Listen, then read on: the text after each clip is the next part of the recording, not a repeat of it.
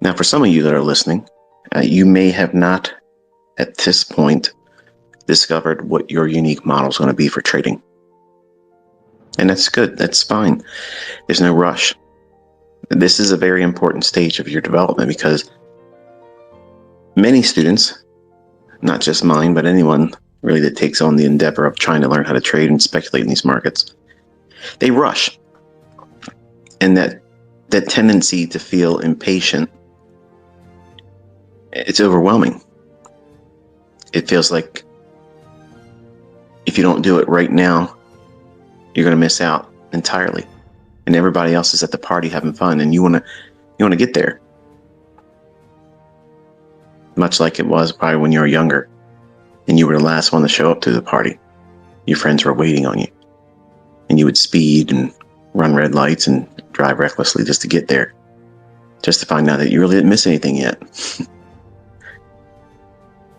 All the while incurring increased risks of damaging your own personal property and other people's property, and maybe your own and other people's lives and health.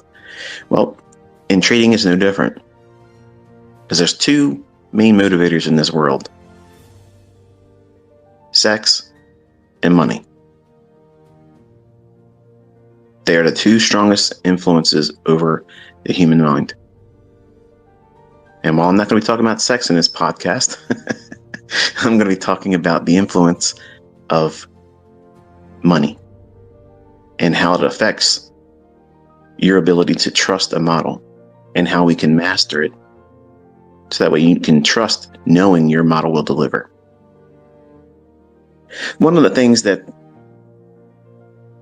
permeates the industry in terms of our community, we come across as a bunch of braggarts, a bunch of snooty individuals thinking that, we have what works and everything else doesn't work.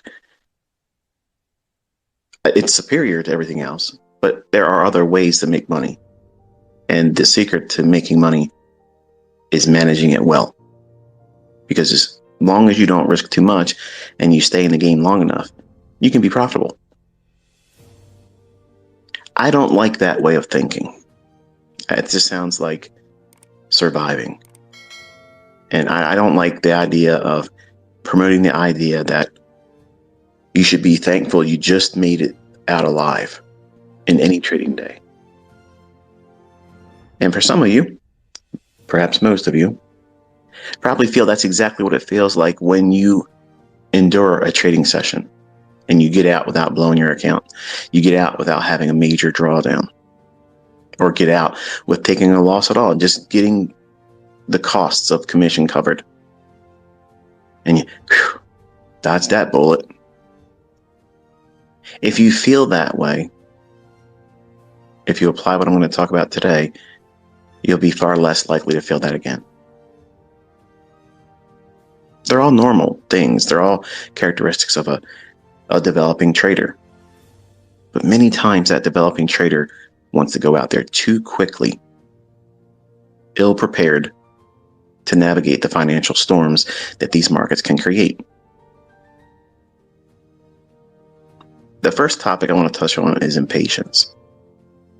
I kind of mentioned it briefly in the opening here, but I think that largely this is the biggest hurdle in front of every trader. When I first started talking about Forex in Baby Pip's forum, one of the first things I mentioned to anyone that would be willing to listen or read what it was I was sharing is you're going to need a lot of patience. And for the old hats in here that have been with me since then, that's true. I said you're going to require a lot of patience, and either you're going to forge it, not fake it. You're going to forge it. You're going to create it. It's going to be made manifest in you because of putting in your due diligence of learning how to sit still. When you're not ready to do anything, you have to remain still.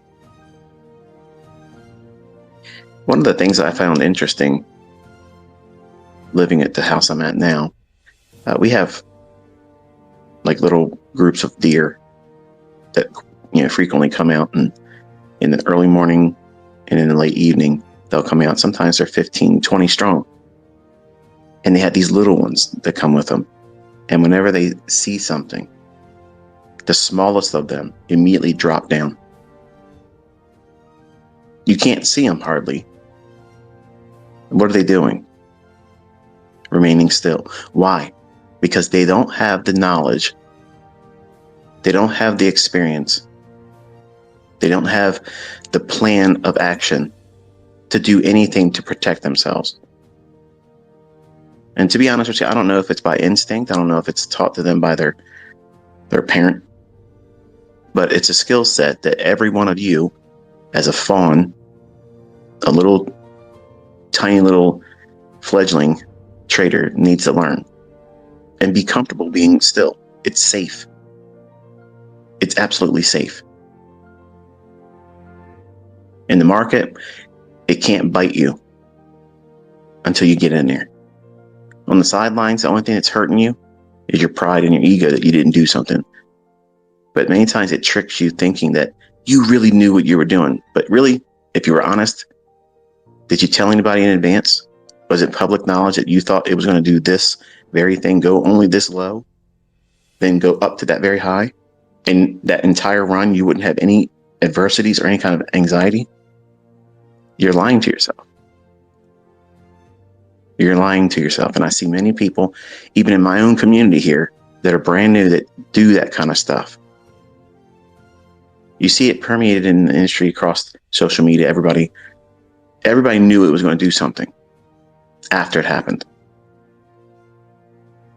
And when you talk like that and you really didn't believe that was happening, you didn't believe it was really in the chart, you weren't one-sided in your analysis, what you're creating is this overwhelming sense of impatience, because what's going to happen is you're going to trick yourself by lying like that you're ready to trade. One day, something's going to happen, and you're going to feel like you need to do something to change the way you feel about your life, your present circumstance. And you're going to go in there and try to press a button,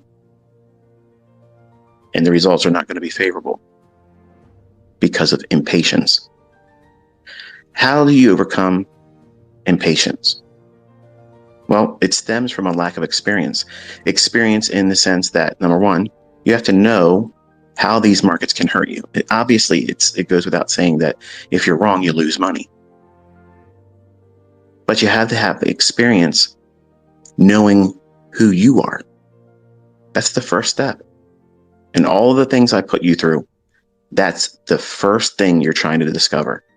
Who you are as a person, what makes you tick, what makes you think, what makes you want to take a trade, what's occurring in your mind at a time when you think that there's something going on in that chart. That's the biggest hurdle. Every single person that's ever going to amount to anything as a trader, profitable, consistently profitable, wildly profitable, the central tenet to all of them is they know themselves very well, and they know how they will derail themselves. And it's not a comfortable or popular topic when I talk on it, but it's paramount. It wasn't until I understood how I could unravel myself. Doesn't matter how many gizmos and things I can see in price action. If I'm miswired, if I'm off center, like I feel now, which is why I'm doing these. If I do this, it kind of allows me to discharge instead of going into the market and trade. Yeah, I made pretty good yesterday trading, but I wish I wouldn't have done it. I'll say that again. I wish I would not have traded yesterday. I broke a rule yesterday. And while I left with something, the win doesn't outweigh the fact that I know that I did not follow my rules. And I feel guilty. I feel like my hands are dirty. And in some ways, part of this Twitter space or X space. What do we call it now? It's something of a confessional. I've been doing this for a long, long time, and I am a human being. I have emotions. I have a family, and my oldest boy has recently hurt himself, and I'm wrestling with a lot of different emotions. Fear. I'm anxious about him getting through the last stages of his healing. I'm angry at him for not wearing a helmet. And I went into the market yesterday and I wanted to do something. In fact, I told you yesterday, I want to do it, but I shouldn't. But I moved to the part of the house where nothing could distract me. And I gave the devil idle hands. And idle hands, well, you know what they say. They'll find trouble. And thankfully, it worked out in my favor yesterday, but I wish I wouldn't have done it. Now, as a mentor, as an educator, as a teacher, I want you to know that I'm prone to do those things. And you think that I'm a saint with patience. I'm one of the most impatient people. I have very, very, very, very small patience. But I have to work very hard to be patient as an educator. So when you wrestle with it, just know that it's not just you. I do too. Everyone else doesn't. Everybody says they don't are liars. It's liberating when you're honest. It's liberating when you come to terms with the fact that what makes you impatient is the very lack of experience and the experience of knowing how you are going to think. How will you respond to that stimuli when you see that market move a particular way, fast up, fast down, or consolidated? One of the weirdest things you're going to encounter is you'll think when the market's being held in consolidation, you feel like you're going to know how it's going to break out. And you start anticipating, yeah, I think it's going to go up there. How do you know that? How do you know that? You just started. Do you have a journal, a track record of you trading with that idea, that insight, and it works?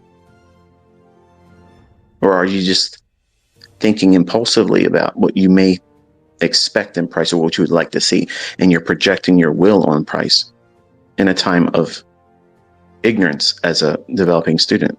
And I don't mean that to be derogatory. I mean in terms of the lack of your understanding, the lack of your ability. That is a state of ignorance, and everyone had that in the beginning. But you have to know that you have zero or very little experience when you first start. And the experience mostly is about knowing what you're going to do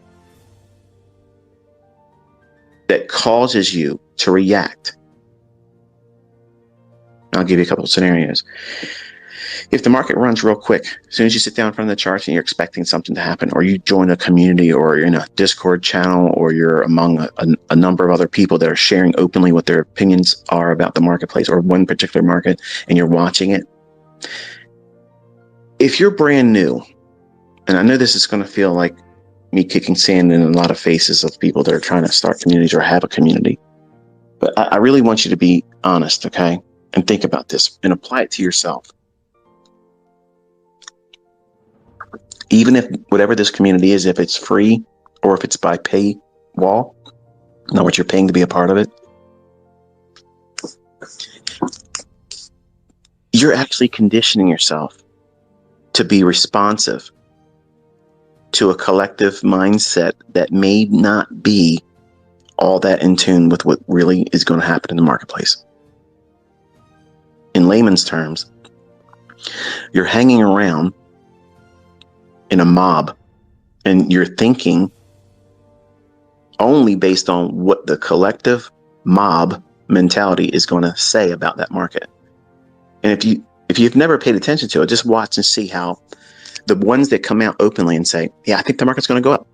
I think the market's going to go down. That's why I love going into the handful of live streamers I like watching.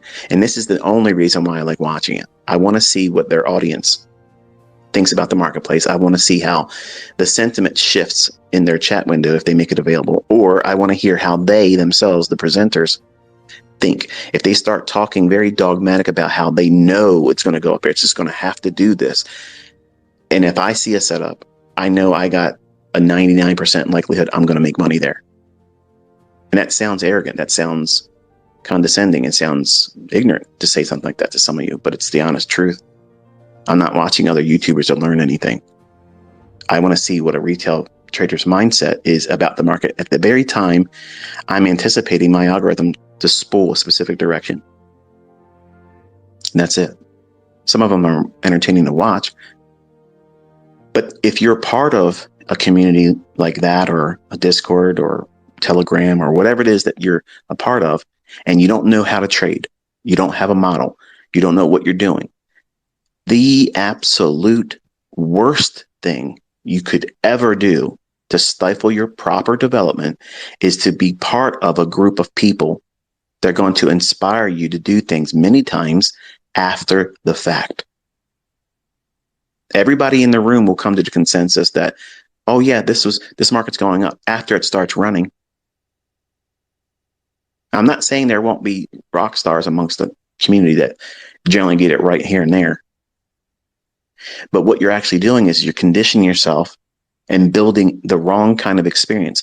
You're looking for a hand-holding experience versus how I'm teaching you. You're going to walk alone.